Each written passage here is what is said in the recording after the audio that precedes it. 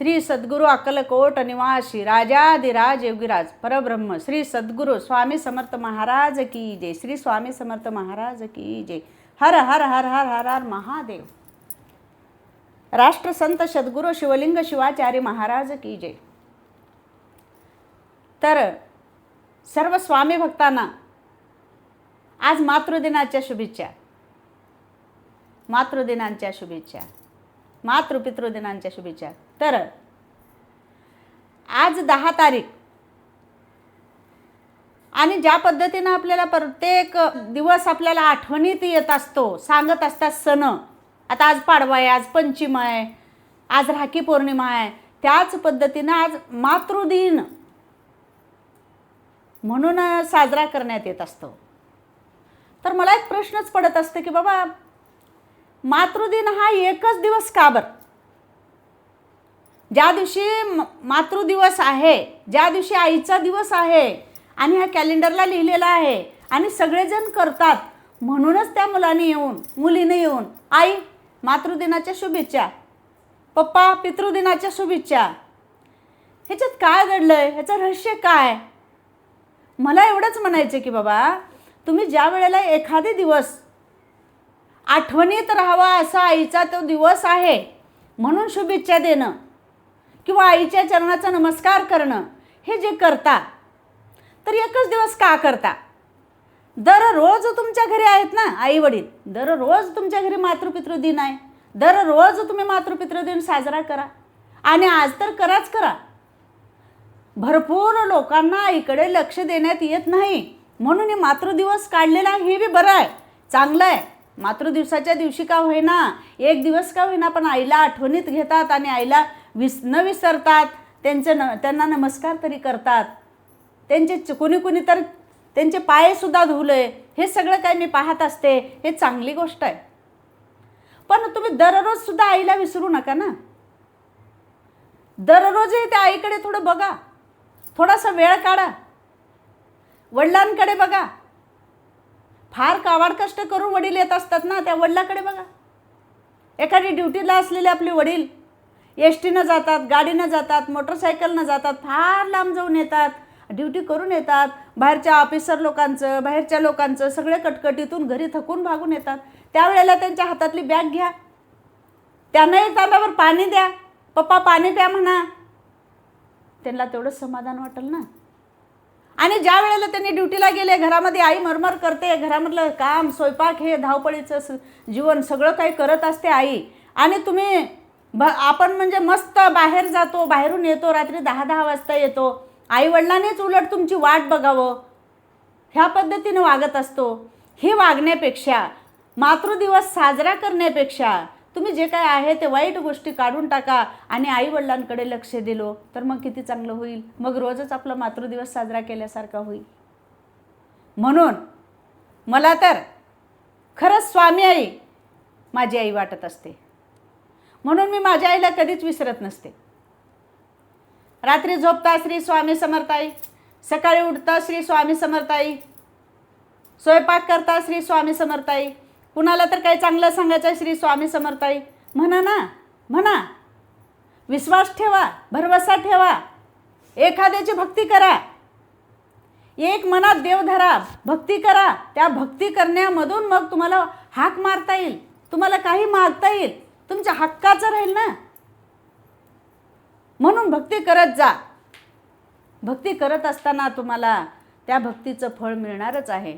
जसं आपल्या आईचं लक्ष आपल्यावर असतं तसं स्वामी आईचं लक्ष आपल्यावर असतं, आणि स्वामी आईनं आपल्याला, आपण जे आई आहे तिच्या आठवणीत राहतो, पण स्वामी आईला सुद्धा लक्षात घ्यायला विसरू नका।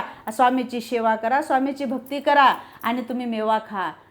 जेवढं तुम्ही भक्ती कराल ना तेवढं चांगलं होणार आहे। म्हणून आज चांगला शुभ अवसर असा साधून मी आईविषयी तुम्हाला 4 गोष्टी सांगण्याचा प्रयत्न करीत आहे।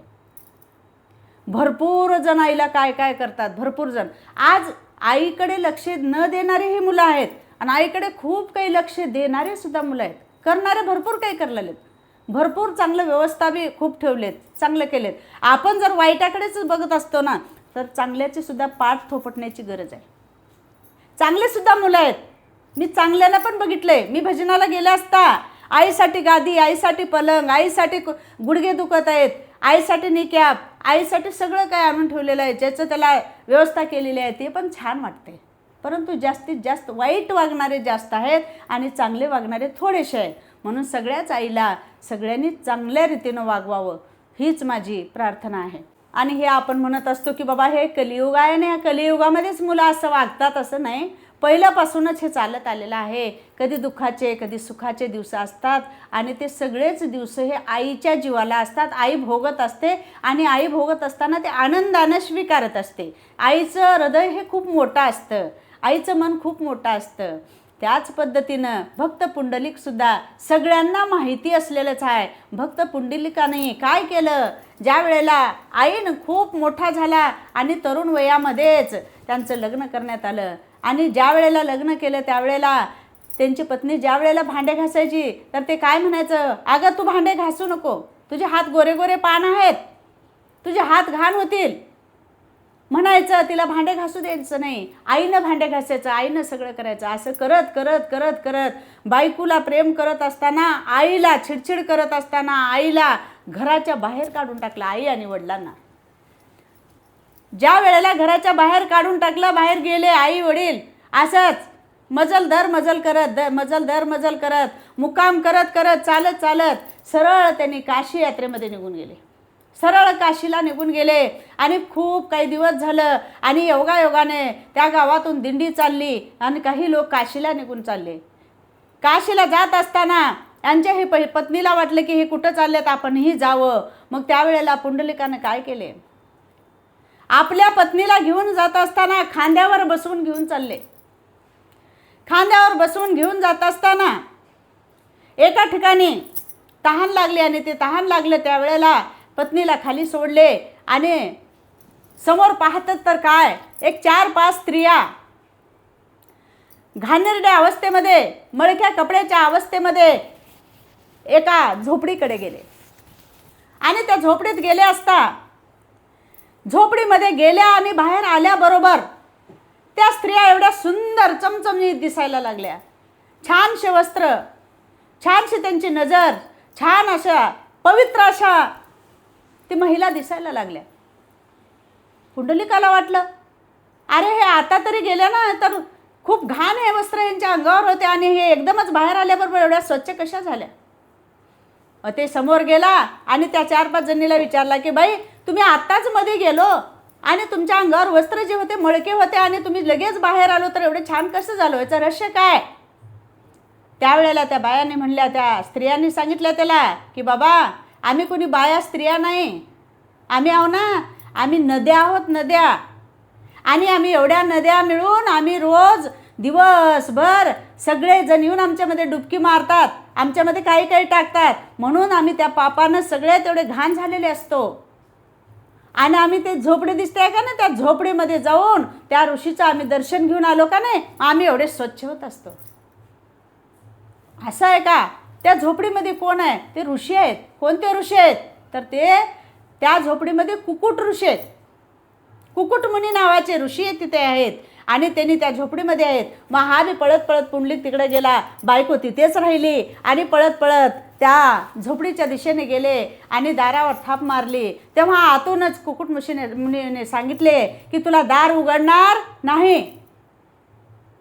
त्यांनी म्हणले असं का, दार का उघडत नाही. आता तरी ते बायामध्ये आल्या, बाहेर गेल्या आणि पवित्र होऊन गेल्या आणि म्हणून ते नद्या आहेत हे मला माहिती झालं, मी तुमचं दर्शन घेणार आहे असं म्हणल्याबरोबर आणि त्यांनी स्वच्छ होऊन गेल्या. म्हणल्यावर तुमचं दर्शन घ्यायचं आहे असं म्हणल्याबरोबर त्या झोपडीतून त्या कुकुट ऋषीचा आवाज बाहेर आला, अरे पाप्या तू माझ्या झोपडीपाशी आलास पण तुला दार अजिबात उघडणार नाही.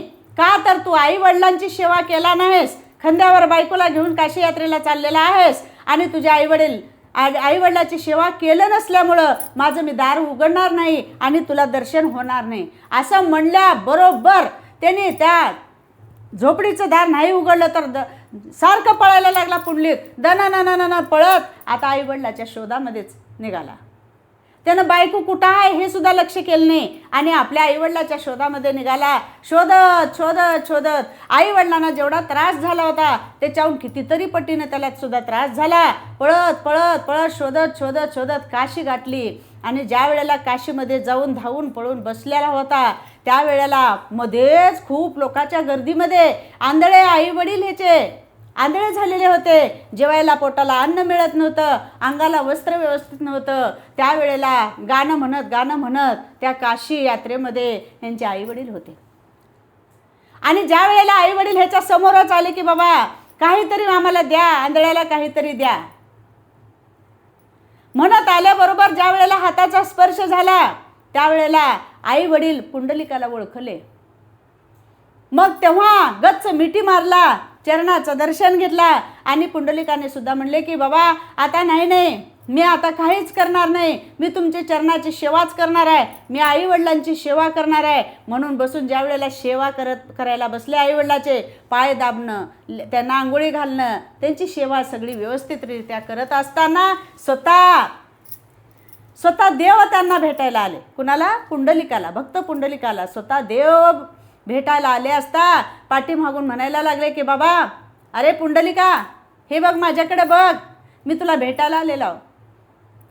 पुंडलिकाने सांगितले आणि तुम्हाला भेटायला मला वेळ नाही, मी काय कामावर आहे, मी सेवा करत आहे आईवडिलाची म्हणले आणि समोर दिसलेली वीट फेकली आणि त्या विटेवर आज सुद्धा कटेवर हात ठेवून विटेवर उभे योग्य 28 विटेवरी उभा असा पांडुरंग परमात्मा तिथे उभे आहे. हे आपण आपल्या उघड्या डोळ्याने पाहत आहोत आणि सगळ्याला ही कथा माहिती आहे. म्हणून मी सुद्धा पामराने हे सांगण्याचा प्रयत्न केलेला आहे. मला जेवढं समजलं, मला जेवढं आठवलं तेवढं मी सांगितलेलं आहे. त्याच पद्धतीनं आज सुद्धा गेलं तर तीच चंद्रभागा आहे, तिथंच विठ्ठल रुक्माई आहेत, सगळं काही आहे आणि पुंडलिकसुद्धा त्या चंद्रभागेच्यामध्ये त्यांचंसुद्धा मंदिर तिथे आहे. त्याच पद्धतीनं आईवडिलाची सेवा केलं तर असं आपल्याला परमेश्वराचं सुद्धा दर्शन होत असतं आणि आईवडिलाची सेवा नाही केलं तर कुकुटमुनीचं सुद्धा दर्शन झालेलं नाही. म्हणून आपण सुद्धा आईवडिलाची सेवा करा आणि मेवा मिळवा. असंच आईवडिलांना काशी रामेश्वर माना आणि घरीच आईवडिलांची सेवा करा. मातृपितृ देवो भव. अनंत कोटी ब्रह्मांड नायक राजाधिराज योगीराज भक्तवत्सल भक्ताभिमानी श्रीपाद श्रीवल्लभ विजय दत्त श्री स्वामी समर्थ महाराज की जय. श्री स्वामी समर्थ महाराज की जय. अवधूत चिंतन श्री गुरुदेव दत्त. उदोस्तु महाकाली महालक्ष्मी महासरस्वती राजराजेश्वरी आई साहेब श्री अंबा माता की जय. आई साहेब श्री अंबा माता की जय. श्री अंबा माता की जय. हर हर महादेव.